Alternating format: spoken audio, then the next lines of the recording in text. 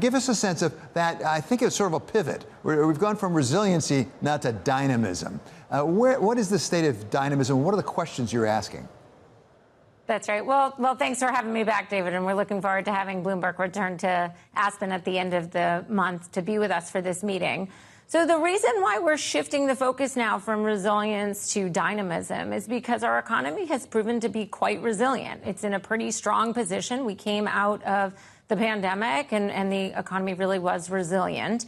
But now the nation is moving very deliberately away from some of the market principles that have guided economic policy making in this country for decades, that have led to great improvements in innovation and living standards. And that poses, I think, a lot of important questions for a group like ours about how to frame a new economic policy regime, taking the nation's move towards more protectionist, nationalist policies in mind, and do this in a way that still preserves and strengthens economic dynamism, as opposed to impeding economic growth. And so that's what we're going to be focused on. We're going to take this apart in a lot of directions, talk about industrial policy, trade policy, but really with this goal of maintaining economic growth, innovation in the face of this national reconsideration and reconfiguration that's coming from both parties. Yeah, exactly. It is from both parties, although the Biden administration particularly has embraced some of the industrial policy you're talking about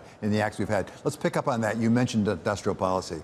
When does it work? When does it not work? What are the questions, again, you're going to be addressing at this forum? Yeah, this is really critical. I mean, the conversation that needs to be had is not a simple one of is industrial policy good or bad, but rather when is industrial policy appropriate? When is state-driven industrial policy likely to succeed versus be captured by political and business interests? There's also, very important questions about how to actually design industrial policy. So if you think about what the proponents of industrial policy are saying, they draw on and they claim lots of policy goals: national security, a transition to a green economy, supply chain resilience, job creation, the revitalization of economic communities.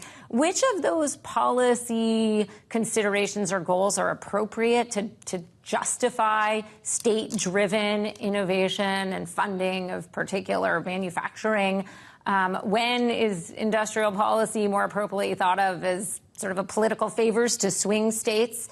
When do national security issues really arise? What products should be thought about as part of the need to invest in U.S. capacity for production under the guise of national security versus looking to friendly allies or diversified supply chains? And so all of that really needs to be considered. There is also the very practical question about state capacity.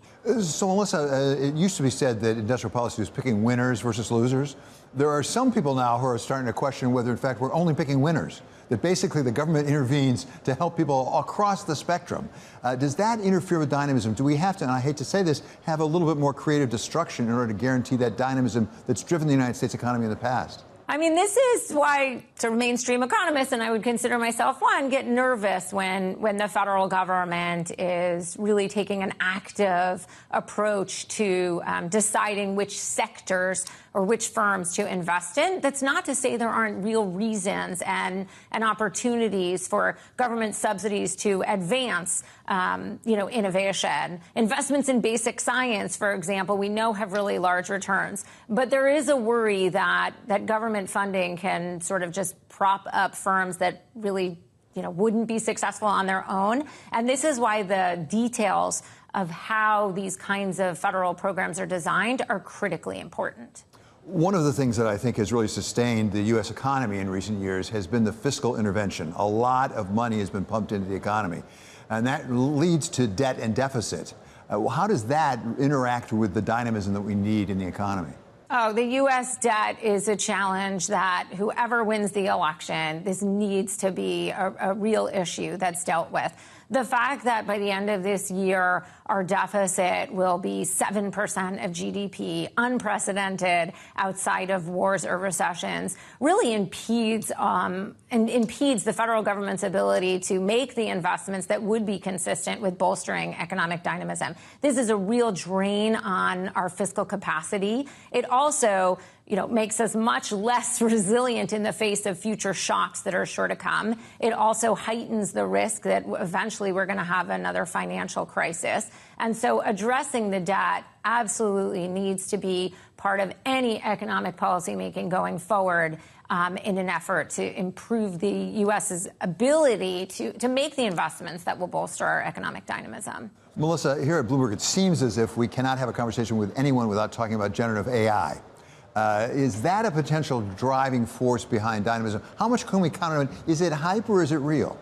Yeah, David, I have no idea what's hype or real, but it does certainly add a lot of uncertainty in the background of all of this. What AI is going to do to the labor market, in my view, is entirely unclear, but I think we can be pretty confident that it's going to shake things up.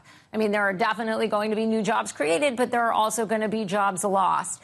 This has, experts say this has the capacity to sort of change the labor market and society in the same way that electricity or steam power did. So it's going to be transformative. The challenge is it's going to be transformative in ways that I don't think anybody really has a good handle on.